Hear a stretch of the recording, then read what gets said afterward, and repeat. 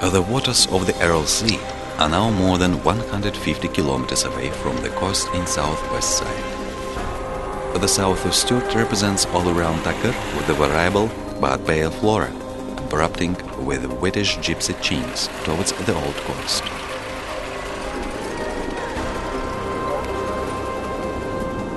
There is Soudotchyé lake. It used to be an endless water expanse. Its blue water mixed with the Aral Sea, and there was a lot of inavailable fish there. But time is implacable. The endless expanse is now covered with cane and coastal flora. We meet the first deserted fisherman village named Sandy near the Ourgha Cape, that is 160 meters above the lake. Life was not easy here. The icy winds blew through the cane walls, taking out the warmth. But people kept on living and toiling. The village was founded by Yaitsk runaway Cossacks that joined Pugachev's rebellion. They came to these lifeless places after their army has been beaten. These cane habitations were not invented by them. Similar constructions were found in other places of the Sturt as well. Ancient Pansagetes lived and caught fish here from the times immemorial in the coast of this lake. Everything happens repeatedly in history, and nothing appears in empty places. The fishermen brigades lived here in early half of 20th century. It has been more than half a century since people have left this village.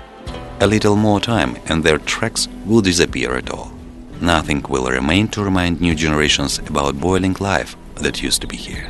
Once in a time, a lonely car will run in this dusty road, rushing at its own business and scaring off the birds that inhabited these places. Long time ago, this cape, named Ourgha, stretched far away into the Aral Sea and Soudotchyé lake. One can clearly see the ruins of ancient times on its top. There is a Christian cemetery above the ruins. People of many nations used to live in this fisherman village in the last 3 centuries. As a result of archaeological research, the tracks of people that lived here in even 9th, 13th century of our epoch were found here. As similar to the cape in shape, there was a town with a citadel made of shell rock. There was a watchtower 400 meters away from the town in the northwestern side. Ourgha, that was created 11th centuries, used to be a large town with the roots even more deep in the darkness of the centuries. It has been only 50 years since the Aral has begun to live. People left these places concurrently with the sea. They left their houses and native land that has been inhabited for centuries.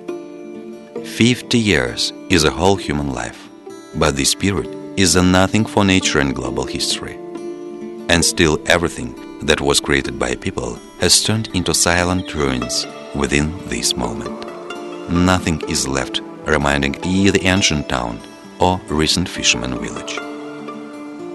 Proud chinks rise above Ourgha, looking arrogantly at debris of human achievements. There is only a large terminal left in the village reminding about recent history that was used by local fishermen who stored and possessed the plentiful catch. The Soudotchyé lake is being caught with cane, getting shallow and leaving the shore day by day. A whole fleet of fishermen used to sail there, catching a plenty of fish. Sleeping steepy eagle has awakened. A comparison comes to mind. What is human power? The thick walls of the houses you build turn into skeletons and vanish in attack of nature. The town is dead. Life has left. Now birds are raining here, floating in the boundless expanses.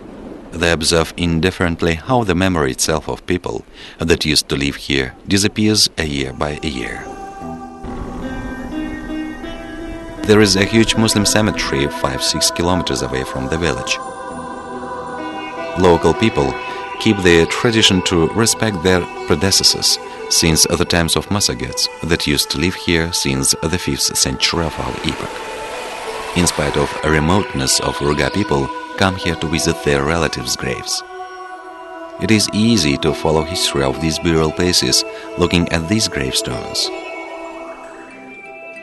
Bright flowers of Chingil began to blossom in the shore of Soudotchyé lake. The spring was both kind-hearted and violent in Ouzbékistan this year. Living and saying goodbye to Ourgha, we have put a tamga, an ancestral sign, in the top of the steep, having prayed for all people that used to live here, as well as good luck in our way in expedition. Farewell, Ourgha and Ouzbékistan. We leave this mysterious place that keeps thousands of untold stories and events after long days of wandering.